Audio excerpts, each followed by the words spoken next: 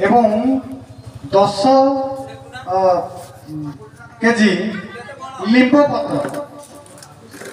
पत्र को आम टुकड़ा करदे छिड़ेदबा पकईदे 10 केजी गोबर पकईदे 1 केजी गुड़ पकईदे केते केजी है समुदाय 21 केजी 21 लिटर पानी दे 21 लिटर पानी दे ताकू बाहर रखा घोड़ेबानी खरार रखा